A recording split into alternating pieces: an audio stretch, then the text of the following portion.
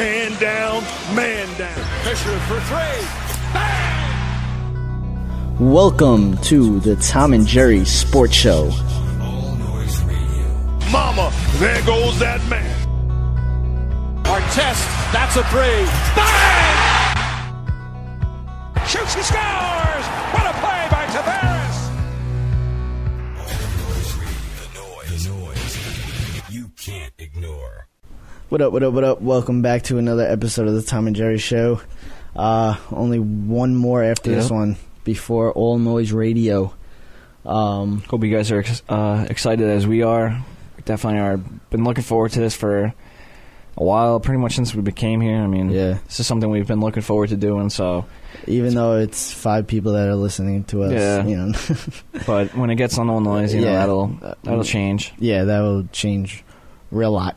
Yeah, so that's you know, I can't wait for that.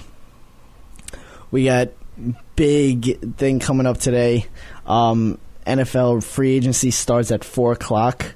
So pretty much when you guys are listening to this, the free agency probably would have started already. So we're going to get into it.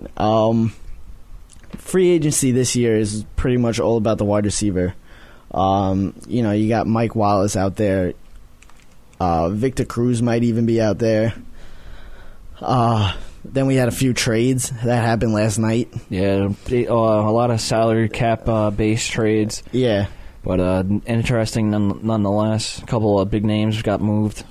Yeah, Seattle made a splash. I mean, Percy Harvin they gave up a lot for him. Yeah, that's the only thing I kind of questioned about it. I like the move overall. I mean, I felt like we've talked about this months ago that Seattle needed a wide receiver. Definitely. I know we've mentioned on this show, so it's a good move because, as we said, they do need a wide receiver, but he doesn't stay healthy enough. He's not consistent enough.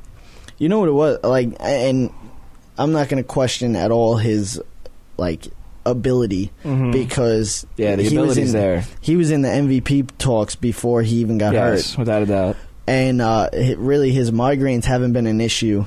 So, you know, if he could just stay healthy, you know, otherwise. Yeah, last year was like a freak injury. I remember the play. It was just like something with his ankle got twisted up. Yeah. I mean, that always happens in football, and you can't say he's injury prone because that happened. I mean, it was just, you know. As long as the migraines are that's out of the way. Thing. That's the big thing. You know, you're good. Because you can't avoid other injuries that happen on the field, but the concussions are, you know, it's a different story. It's a different topic. But, yeah, the thing is, I really like this trade for Seattle because I think this makes them even more dangerous than they actually are. Because now, you know, with Seattle, they're all about, you know, the option, you know, a running quarterback. He could also stay in the pocket.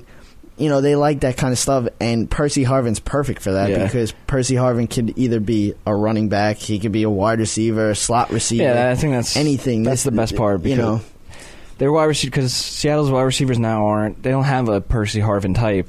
You know, the full speed. I mean, flying up and down the field, doing wide receiver screens. They don't have that type of guy now. But with this addition, I mean, now they can have Sidney Rice. You know, they're guaranteed. You know, if you need a first down type thing, and Doug Baldwin's becoming a very good choice too for Russell Wilson. But now with Harvin, I mean, there's so many other things they can add now. You can, as you said, keep him in the backfield for something, or send him out for a wide receiver screen. There's a lot more plays you can run now with Harvin. Minnesota tried that. It really didn't work because they just focused on running. Yeah, you know, they're a running team. And Percy Harvin demanded a trade because he lost all his, you know. He didn't get to, you know, do what he can do. He doesn't. I'm not going to say he doesn't like Christian Ponder. He just doesn't feel confident with Ponder. You know, and it's all about systems. I mean, when you're like a system player. Oh yeah. But that's most of these, you know, wide receivers, and I'm going to get into that with Victor Cruz in a little bit. But Percy Harvin, this is a perfect system for him. Perfect. You know, Pete Carroll, this new offense that is like the pistol and all this. This is perfect. They even said Pete Carroll was going after. He recruited him out of high school. because Pete Carroll said that he was probably the best football player coming out of high school. So, he went after him, and then, even in college, after college, they went after him. But, it's just... So it's been there for a while with Pete Carroll. Pete Carroll's been watching him for a while. And that's something, Percy's going to appreciate that, if anything. Definitely. When a guy's been going after you since high school, watching you, appreciating what you're doing, that's going to make you play even harder. But and this is the reason why I like Pete Carroll a lot, because he knows his stuff. Yeah, he's becoming one of my favorite coaches. Yeah. And he changed this team. They have a whole new identity. Yes. And they're going to be a dangerous team coming into the season next year.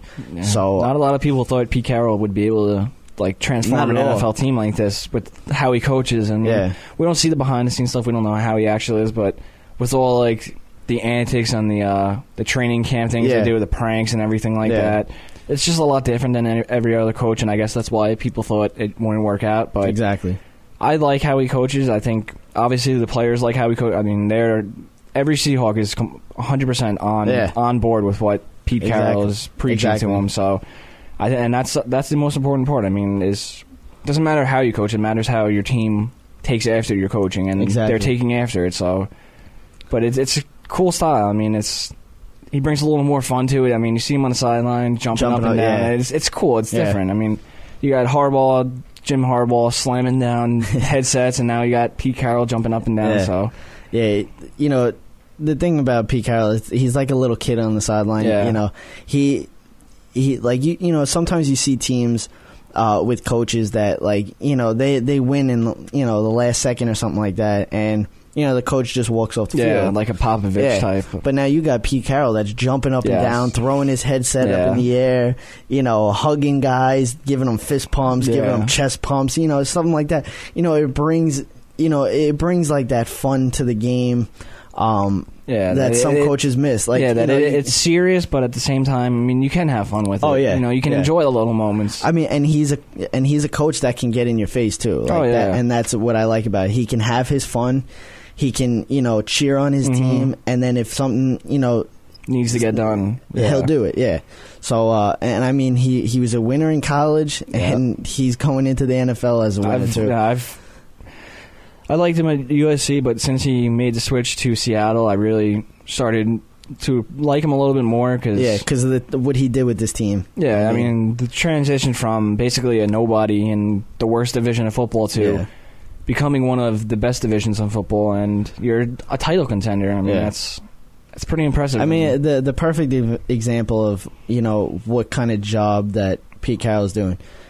Seattle goes out and throws money at Matt Flynn. The guy does not play a game because they draft Russell Wilson. Nobody was going to go after Russell Wilson because of his height. And he puts him in, starts him, and they go right into the playoffs. I remember a lot of questions being asked about when Russell won the job. Yeah. A lot of people, why would you sign Flynn? Why would you do this? How do you know? It's kind of like the Harbaugh move with Kaepernick. Exactly. Just look at it. It's working out for these coaches, and they know what they're talking about. They know what they know what they see when. This is why they have these training camps, so guys can win positions like Russell Wilson just won. That's why coaches do these things. But that's a great point though, because he saw a player that nobody else wanted. Nope. Obviously, he was shorter, but it fit the system he wanted to run, and that's what happened. That's great coaching right there. Absolutely. Also, we got like I was going to say with Victor Cruz, the Giants put a first round tender on him. Which, if you guys don't know what that means, if someone's to throw money at him and they do end up signing him, that team has to give a first-round draft pick to the Giants. It happens with a lot of the big-name guys, and mostly every sport has this with the big name. So and there are teams that are looking to give that first-round draft pick. Especially, it seems like this year because the draft is kind of weak in a lot of areas, so teams are going to be willing to throw that first round. Oh, definitely. My thing with that is Victor Cruz don't get me wrong, very, very good wide receiver. Very good wide receiver. Do I think he's on that top tier of wide receivers? Absolutely not. No. Do I think he's on the next tier? Yes. Mm-hmm. All right, he's on that tier with, you could say Miles Austin. Yeah. Guys like that, that can put up numbers. But if they were by themselves, I don't think so. Yeah. Not so much. And the thing is, you look at guys like, Calvin Johnson, Andre Johnson, guys like that that will put up numbers with any quarterback that they get. Look at Larry Fitzgerald is a perfect example. First ballot Hall of Famer, absolutely. Yes. The guy was 100 catch a year wide receiver. Now without a quarterback, he's down to 70 catches. Still a top wide receiver. Yeah. Victor Cruz is usually around an 80 catch wide receiver. But if you switch those team, if you switch them, Cruz would be down to a 40. Yeah, he's not even close to what So and this is what I'm talking about. Yeah, Victor Cruz has to watch where he signs. Mm-hmm. You got to pay attention to the system. His best bet already. His best bet is to stay with the Giants. Yeah, you might make a little less money, but you're not going to be going to a team like now. Say if he went to the Jets. What kind of numbers is he going to put up? Exactly. It's something like this. Now, if a top team, like the Patriots were looking at him before he changed his agent last week. He changed his agent, and this agent, the Patriots really don't like to do business with. So they were looking at him. They considered him before he switched his agent. They said they still might even go after him, depending on what Wes Welker does. Yeah. So, he's a great slot receiver. Yeah. He has that speed. But do I think he's a number one? Yeah, absolutely not. I think that's probably one of the best points you've made on the show, because we're not saying he's a bad wide receiver. No, not at all. Not at all. The thing is that, if he was the number one and say the only wide receiver like a Calvin Johnson, he's not going anywhere near those numbers. He's not touching them. But he's a great slot receiver. That's what he is. Exactly. And if he leaves the Giants to go be a team's number one, it's going to be a rude awakening for him. I mean, we're not taking anything away from him. He's a good guy and everything like that, but it's a little bit different when you're the guy and you're getting doubled and you're drawing all the attention. And a perfect example of that is Alvin Harper played for the Cowboys for their Super Bowl years. Guy was put up numbers for as good as numbers as a wide receiver can get. Then he wins a Super Bowl and goes into free agency, feels like he's high and mighty, goes to Tampa Bay. You never hear from him. Yep. You never heard from him. So now now you go back to you look at the Cowboys. Cowboys had Troy Aikman. They had Michael Irvin. Right there. That's all you need to know. Then you add Emmitt Smith. This guy was a perfect wide receiver for what they had. Yes. You had Michael Irvin getting doubled. You had guys coming into the box because of Emmitt Smith. And then you had Troy Aikman, who was one of the top quarterbacks in the league.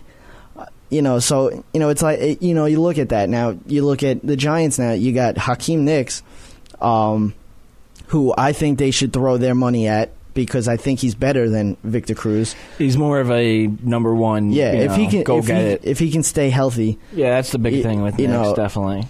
But you also have Eli Manning. Eli Manning has made a lot of wide receivers good on that team. I mean, you look at some of the guys that they've brought in. Dominic Hickson. Yeah, it's just they've put numbers up because of Eli Manning. Yeah. And Victor Cruz has put numbers up because of Eli Manning. And I think the same kind of discussion we're having about Cruz kind of goes for Welker, too. Oh, if he wasn't in that Patriots system, what would he... Yeah, exactly. I mean, he was on the Dolphins, and we saw signs of that. I mean, he was a kick returner, basically, on the Dolphins. That's all he was at the time. Honestly, there's some people that don't even know he was on the Dolphins. Yeah, that's the thing. So... what would he be without that system, without that Patriot offense? Exactly. What would he be? What would he be without Tom Brady? Yeah, exactly. that's the kind of point we're making about Victor Cruz. He's a great wide receiver, but it's what he's in that makes him great. Yeah. It's a perfect fit for him. Tom Coughlin, very good coach. Yeah. Eli Manning, very good quarterback. And he seems smart enough to realize that, though. He doesn't seem like one of those guys that are like, I'm the best. It doesn't matter where I am. I just want money. Exactly. He doesn't seem like one of those kind of guys. I think he knows that the Giants, made him what he is, and that system can allow him to do the things that he does. Exactly. He's a slot guy. He's not an outside, not an outside guy. He is an over the middle. He's a slot guy. That's what he does. He's not going to do as well against number one cornerbacks. He's not. I mean, he torched Nnamdi, but after Nnamdi's a joke. These last 2 seasons, I mean, I'm not even. Anybody could have burned him. Yeah, I'm not even worried about it. But like I said, I'm not bashing Victor Cruz. At all. I'm not saying, because I've been watching him since he started, and he's a very good wide receiver. He runs like a 4.3. Yeah. He does have a tendency to drop the easy catch. He does, like he tries to run with it without even catching it. He turns his head before catching it. So I just feel like his best fit is with the Giants. But yeah, definitely. It's a great point that you made, though. Just saying that he's a great player, but it's the system that's making him great. I think that's very important. For the people out there to understand that we're not saying he wouldn't be good, but I don't want the Giant fans to get all their panties in a bunch here because I'm bashing Victor Cruz. I'm just saying he's a very good wide receiver, but he's better because of Eli Manning and the scheme that he's with. Definitely. And I could not agree more, man. And I just that's how I feel. There's a lot of guys like that, though, with wide receivers like this, and and I think even like now, like going back to Percy Harvin, I think it's going to even be better for him with Seattle. Oh yeah. So he's really going to be able to be himself in Seattle. Yeah. In Minnesota, he was too run oriented. Obviously, with Peterson almost breaking the record, and he didn't really. I mean, they had some of the creative plays with Harvin before he got hurt, but now he's really going to be able to let himself out, and it's a good fit. It's going to be scary. It's a great fit. We'll just see if it pays out with that first rounder. Victor Cruz can get better money than the Giants are going to get. They're going to give him going to another team, but you have to Victor Cruz has to realize what team he'll go to. Yeah, you have to look at the quarterback first of all. What I've seen from him though, and heard from him, and stuff on TV, he's a very smart guy. He's a class act. He's a classy guy. Yeah. I mean, he's not off the field trouble or anything like that. He's very smart.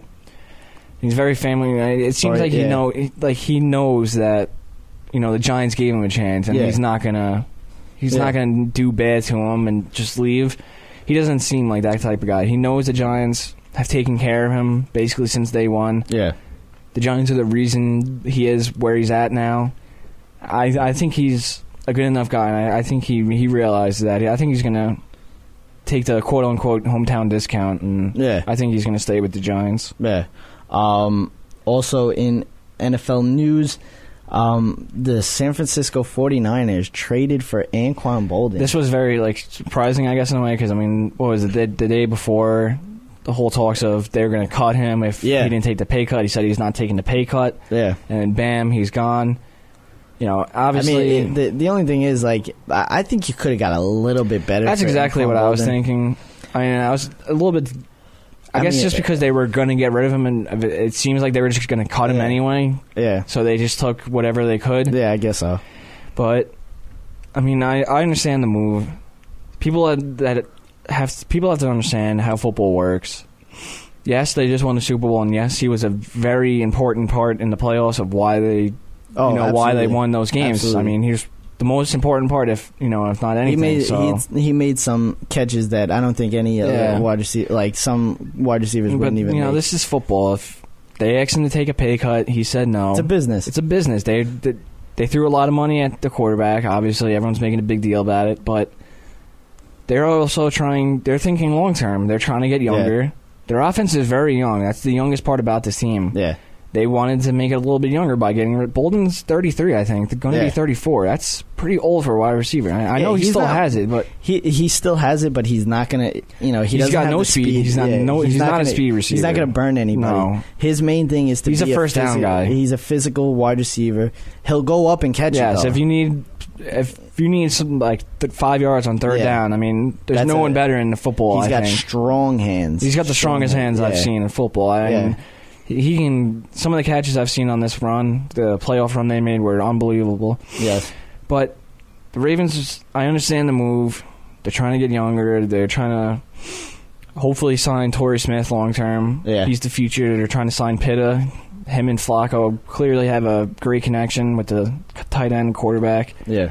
So I mean, they're trying to get younger. I mean, there's nothing wrong with that, and they're looking to the future. Yeah. And a lot of people are saying, "Oh, with the whole Flacco thing, he ruined the team, and now you got rid of Bolden, his best receiver." Yeah. I mean, I have 100% complete faith in Ozzie Newsome. He knows exactly what he's doing. He's one of the best, if not the best, GMs in football. I'm not worried as long as he's there and that same management that's been running this team for the last 5 years. Yeah. Let them make the decisions. They know what they're doing. Now, going over to the 49ers side, I mean, this kind of makes them... I think they have the best roster in the NFL right now. And then also you look at... They got 14 draft picks in this draft. 5 in the first 93 selections. I mean, they have the best roster, and then they have the best chance to draft whoever the hell they want. So that could just make them even more dangerous.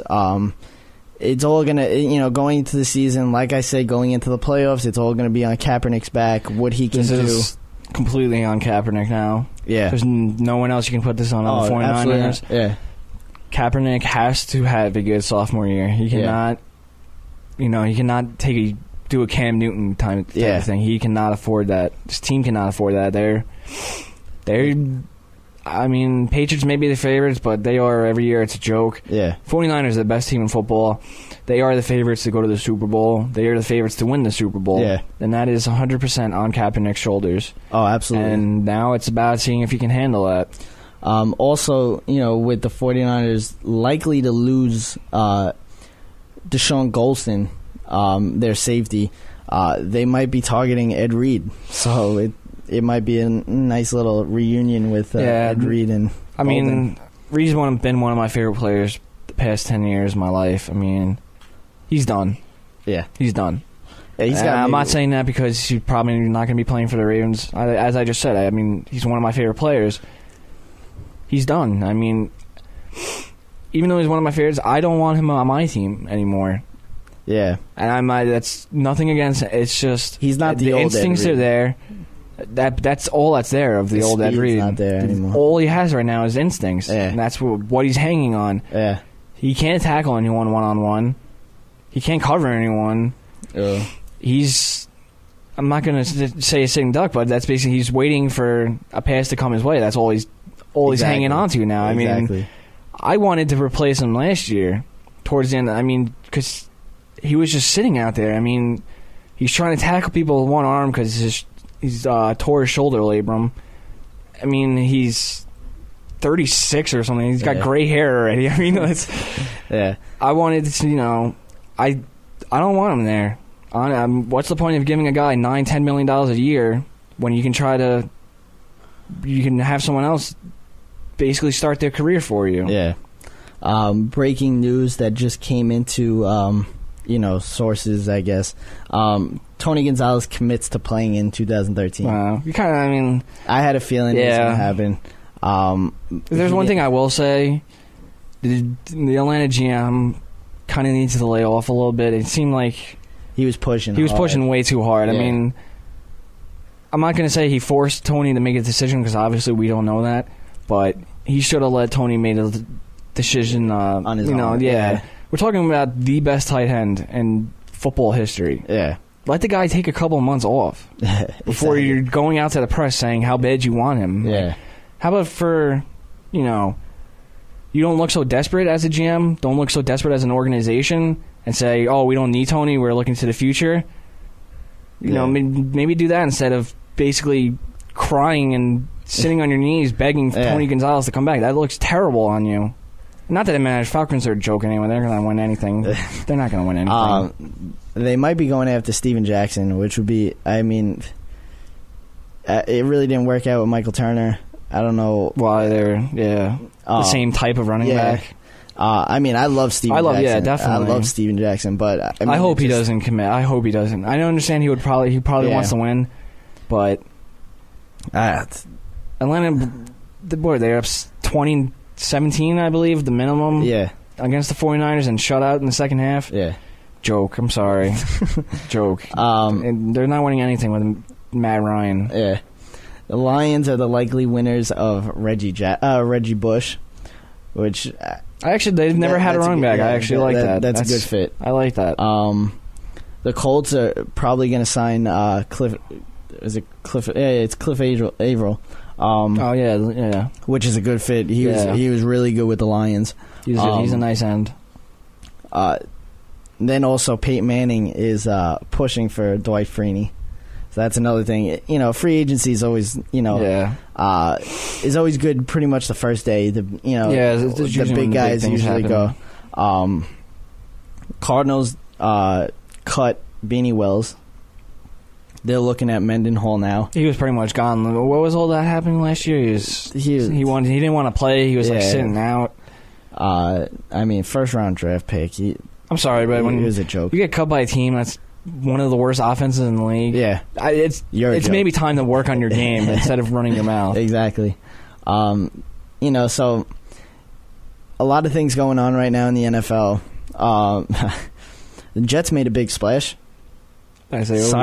Signing quarterback David Garrard. So watch out for that. Breaking news here. They're also looking at Brady Quinn. So watch out. Well, also they're looking at Chase Daniel too. Oh, this is a wonderful collage of quarterbacks over there. If you guys don't know who that is, that was Drew Brees' backup. So we'll see what happens there. About 5'10", he's a little bowling ball basically. He's a little pudger. But also going back to the Jets, their big thing is going to be Darrelle Revis. Supposedly, sources are saying that they have a very, very good trade in the works. We'll see where he goes. This is just like they were going to win a Super Bowl, right? Yeah. For the Jets, this is just an absolute train wreck. Why trade the best player at that position? I don't know. I don't know what the... You're clearly not going to get equal value. Obviously, you can get a lot for him. Yeah. Obviously, I think that's the gist of it, because they know they're not going to sign him anyway. Yeah, but you're not going to get a best player at any position that you're going to... But, what does he have? He's got, a year on contract, right? Yeah. I believe this year coming up. I don't see why he would resign at the end of this upcoming year anyway. How much of a mess that organization is. See, I respect Revis's game. Don't get me wrong; he's the best. Yeah, I respect his game completely. I don't respect him. No, me either. Not one bit. What? He goes into, his contract talks. Holds out, finally goes into that season, then ends up getting hurt in that season. Then finishes off the season, goes into the next season, holds out again for another contract. It's so funny how you want to, he wants this big deal, yet he keeps signing these little contracts, but yet it's the Jets' fault for him signing. No one's signing those things besides him. Exactly. And, as you said, I respect him as a player, what he can do on the field. There's nothing like it. I have literally zero respect for him as a person. Oh, I know. When you have the ability to, ask for more money when you're already under contract, that for a contract you signed, to then sit out wanting another contract, a bigger contract. The next year. But then you give us a sob story about how it's so sad you're getting these trade rumors. Yeah. Oh, it's so sad, right? Where were you? It's so sad during training camp when you're not there, right? Yeah. But you're allowed to sit out. No, you're allowed to sit out and want more money. Yeah. Not play with your teammates. but your organization is not allowed to try and ship you around. Yeah. Okay, no, I'm just making sure. Okay, Darrell. Whatever you want, buddy. That's what I'm saying. Like, the Jets are just, they're getting annoyed with it now because it's the same thing every year. The guy wants a new contract every year. I don't blame him for getting rid of him. And you know what? Go find your money. Go find your $15 million a year. What did he do this year? Oh, yeah, I forgot he got hurt. What did he do the year, he got his big contract first? Oh, I think he blew out his hammy because he missed training camp. Exactly. Oh, that's right. Exactly. I know a lot of players don't like the training camp and everything, but you know what? It's there for a clear reason that we saw with the Rovers. That's why it's there. So, stop holding out. Holding out I makes me more angry than anything. Yeah, exactly. Especially when you're the person that signs the 1-year contract that you just signed last year. You're a joke, dude. Like, do you not understand how football works? I know. You're the one signing the contracts. You're putting yourself under. Exactly. There's no one to blame but yourself. Exactly. For the situation you're in, because no one can sign your name but you. Not your agent, not anyone, but you. Exactly. And I mean, obviously, yeah, he's the best at that position, and yeah, it's probably going to be a train wreck for the Jets. But you know what? They're better off. It's better off than going into another whole Revis little drama. Better off. Where he go let someone else pay him $15 million a year. Exactly. That he may not even get. Exactly. And for being the best corner, doesn't seem like too many teams are willing to throw everything at the Jets for him. I know. So I don't know why you may be the best corner. You're not getting $15 million a year for a cornerback. Nah. Like, you got it. That's quarterback money. That's no one else's money. Like, exactly. Get real, Darrell. It's just annoying at this point with Jets. Anything Jets is just equals annoying. Yeah. The but Jets they are on the bright side. It looks like they are cutting Tim Tebow. Yeah. I don't know why he's still there. I mean, they should have did that when the season ended. The day they hired the new GM, he should have been gone. But it does look like that's coming to an end finally. Well, actually, going back to what you were just saying about the new GM, Darrell Revis was, being a baby or whatever, saying that, the Jets made a promise to me that I would get promise. The thing is, the promise was with Tannenbaum. Yeah. The promise was not with this new GM. This new GM is not taking what he has to get. Yeah. The GM hasn't been here before, so he doesn't. He's not a part of everything that's been going on. And he doesn't want to deal with care. It. He doesn't want to deal with it. He's not dealing with this headache of Darrell Revis. Exactly. He's just getting rid of him. Exactly. I like, God bless him for even taking that job. I want to say, can we give future awards out already? Because this guy deserves GM of the year already. Yeah. Just the second he signed the Jets GM job, God bless, GM of the year, right? Because no one else was sick enough in their minds to sign that job. Yeah. But yeah, so that's pretty much all we have to talk about is football. We'll be back on Friday to talk about maybe some signings. But I want to get into a little NBA action. Last night, I don't even know what I can say about the Knicks. They put up no show. I mean, they put up 63 points and that's in a full 4 quarters. On arguably one of the worst defensive teams against the Warriors. I mean, yeah, I know. Amari Stoudemire's out for 6 to 10 weeks or something like that. Again, that's a good $100 million. Yeah, what a joke.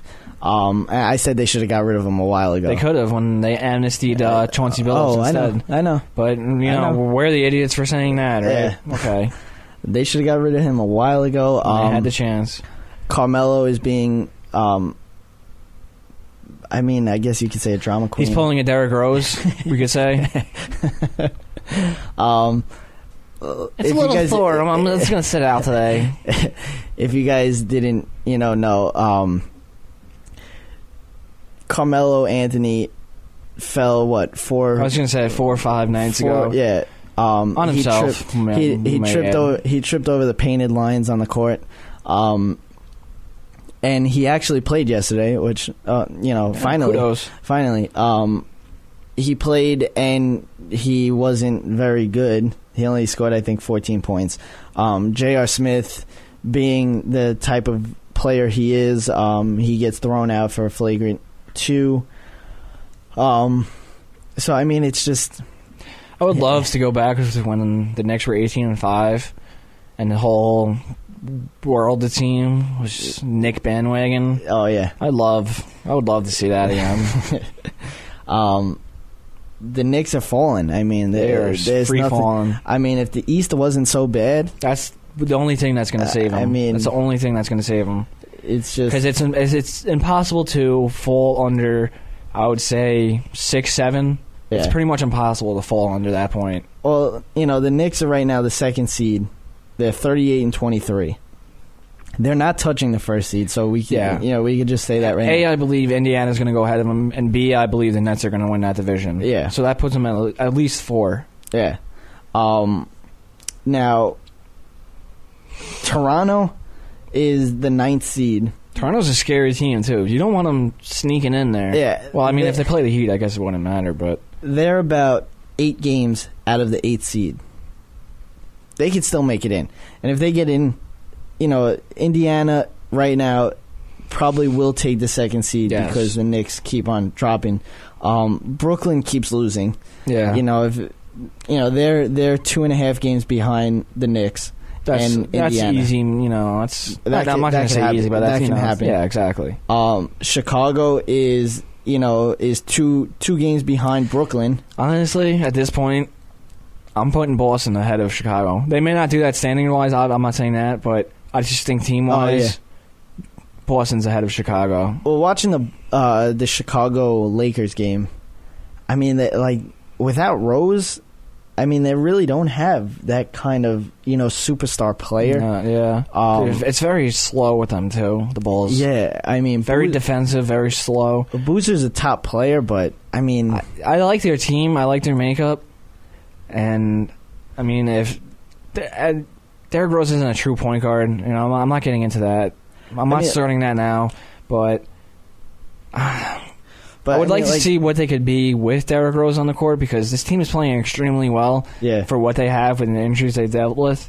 It would be nice to see, get out there, Derrick Rose. You're not going to win the championship anyway, so you don't want to come back because of that. Now the thing is, I'm just going to bring this example out there for Now you got Kobe Bryant.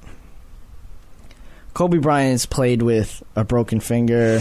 Torn hand. I was about to make the same point. Ask Kobe about playing with injuries. Torn hand. Now, the thing is, Kobe's played with doctors saying that he shouldn't. Yes. The doctor gave Derrick Rose the stamp of approval. Yes. Go out and play. Yep. You can play. No, I want to wait till I can dunk on my left leg. Yeah. That's a joke. When I heard that, I literally... I lost it almost. I'm like, are you kidding me? You want to dunk on your left leg? That's why you're sitting out? If I was a Bulls fan, I would be absolutely... If I was a Bulls player, I would be in Derrick Rose's face and saying, get on that court. I mean... If you were the superstar of this team in this city, get on that court. You're wearing the jersey of... Your city. A jersey that Michael Jordan has worn. There's no want to. There's no, I want to prove people wrong. There's no... I want to dunk off of my left foot. Yeah. No, it's not...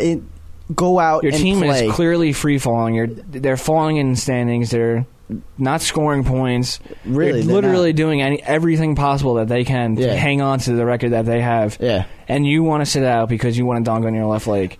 Chicago can easily drop down to the 8th seed. Pathetic. Within a next week or so. Easily. And I really hope that they don't take this lightly with Derrick Rose. I really hope they they send a message about this because this is not right. This is not right. He's watching his team fall apart, and he does not care one bit. And it's not even like he's making the trips. He's making the trips. Yeah. Every game. Half the effort's there already. He's working out before the games. He's always on. How long are we going to see that? How long are exactly? How long is that going to be talked about on SportsCenter? Watching Derrick Rose before the game. Dunk it. No one cares. Get out on the court. But I mean, if you're the so-called MVP that you won a couple of years ago, prove it. Yeah. Prove you can come back from an injury. Exactly. So that's pretty much what's going on with the East. These superstars really need to call up. New York and Chicago, man up. Yeah. Man up. Now we go over to the West. West is very interesting. Clearly the better division. The Lakers. Conference. The Lakers can. I think they're gonna. I think they can get that 6 seed. They can get the 6 seed. Very possible. They can. Very. Right now they are out of that 6 seed. They're 3 games. Yeah. The only thing I mean, 6 would be tough, but 7 I can see because Golden State I can see keep falling.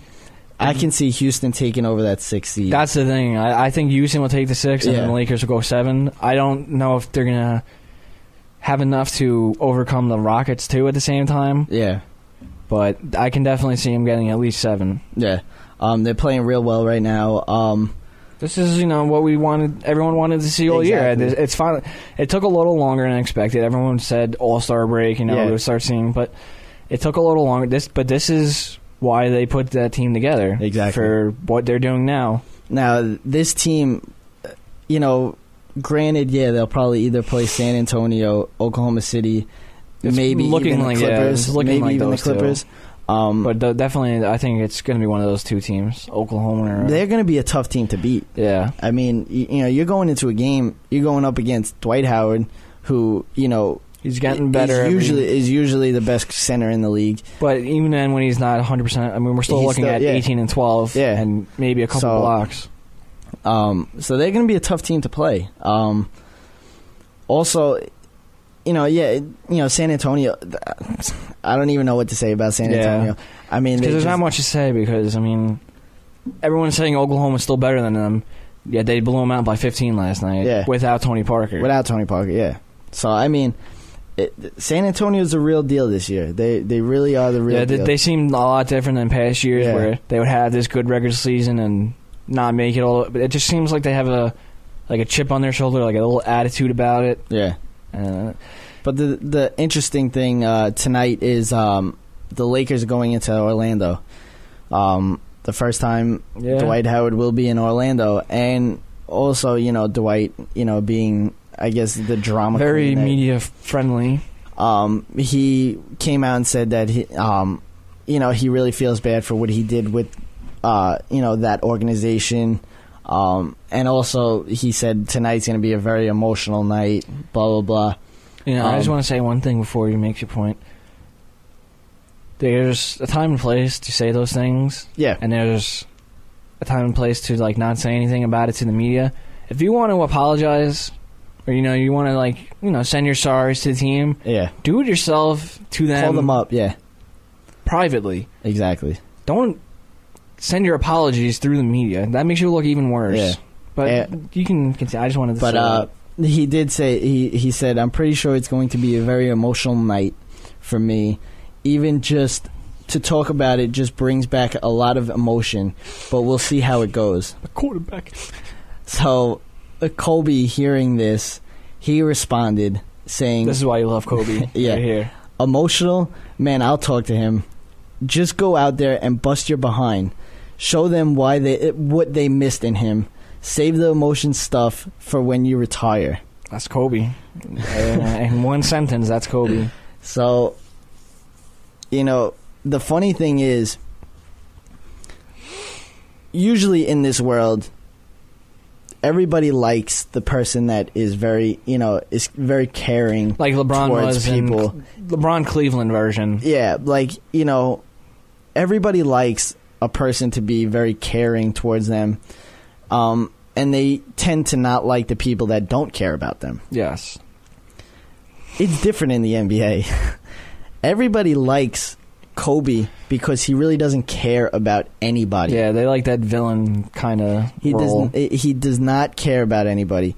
Dwight Howard, on the other hand, comes out and says, it's very emotional. I really feel bad for what I did to Orlando, blah, blah, blah. Nobody likes that. Yeah, and I think people are starting not to like it with Dwight because he just keeps going. Yeah, it's just it's a and then ongoing it's thing. Not his fault. The media go up to him. Yeah, there's not much he can do. He can have better answers, but besides that, there's not much he can do. It's but off the topic of that a little bit, I just want to say I think a big thing with the Lakers this year, I think something that may come back to hurt them is Pau Gasol. Yeah. I think that may come back to hurt him because it's just maybe a coincidence, but they're playing a lot better now when Dwight's the only big man. Yeah. They're playing a lot better. And, I mean, we've talked about this before. I mean, I was against trading Powell before, but now seeing what Howard can do by himself this is how he wants to play. Yeah. He wants to be the only big man, and he wants 4 shooters around him. That's how he wants to play. And it's showing. I mean, but I think that could be a killer come playoffs if Powell comes back in the playoff. I think that maybe but it also can help them because, I mean, the Lakers, when Dwight Howard's off the court, they have no big man. That's one. If Powell came in when Dwight was off, that's another. But that's completely another. If they did that, I mean, that's not going to change anything at all. But if you put Powell at the 4 and Dwight at the 5, it's too much big man for. Yeah. I think they saw how much it wasn't working before, and how much better it seems that the team's playing now. But I mean, you made the great point. Before, if Powell didn't get hurt, I mean, it's a perfect time to move him. Yeah, perfect time. But he got hurt, unfortunately. But I think that's something to look out for me personally. I mean, what they do with Powell when he gets back, I think that's going to be huge. Yeah. That's going to be huge in the playoffs. I mean, before the season started, there was a lot of buzz going around Pau Gasol for maybe Rajon Rondo and maybe Brandon Bass. I would make that trade. I would have done deal then in a heartbeat. But who knows? What are you going to do? But that is pretty much it for all our... Second to last one before the big audition, I guess we could say. So Friday we'll be back. We're going to be putting up it's going to be a dry run pretty much. Yeah. It's going to be all, news, new news. Yeah. But it's going to be a dry run for, nice our little test show. Run. Yeah. We're going to have, segments and everything. So we'll see what happens. But we do definitely appreciate check that the few actually listening and stuff like that. Yeah. And, definitely any of you guys that do come over with us to All Noise Radio, I mean, it's greatly appreciated. This is, what we're trying to do. So we love you. Yeah. Mad love. And like I said, we'll be on Wednesdays 5 to 6 p.m. And if you're not home or you can't get to a computer to get onto the internet, we know you all got smartphones out there. Everybody has smartphones, whether it be a Droid or an iPhone. Just go on to the App Store and type in Live 365, and our show will be on there every Wednesday. And we may even put a link to that in the App Store or something like that on the Facebook or something or on Twitter. So I'll put that all up. App Store Live 365. If you're not home at those times, we try to pick a time where everybody would be generally home after dinner and stuff like that. So, and if you don't catch it on Wednesdays, I believe we're doing reruns on Friday. Yeah. Yep. So Friday night. If you don't get it Wednesday, but and then if we have any breaking news or anything that we have to bring up, we can go on to a Friday. Yes. So definitely look out for that. We'll be letting you guys know everything on Facebook and Twitter. So thanks for listening. Pretty much. Yeah, we'll see you on All Noise next week. Yeah, one more show Friday. Check that out. Next week, All Noise. This is the Tom and Jerry Show signing out. I'm Jerry. And I'm Tom. We out. Be breezy. Thanks for listening to another episode of The Tom and Jerry Show.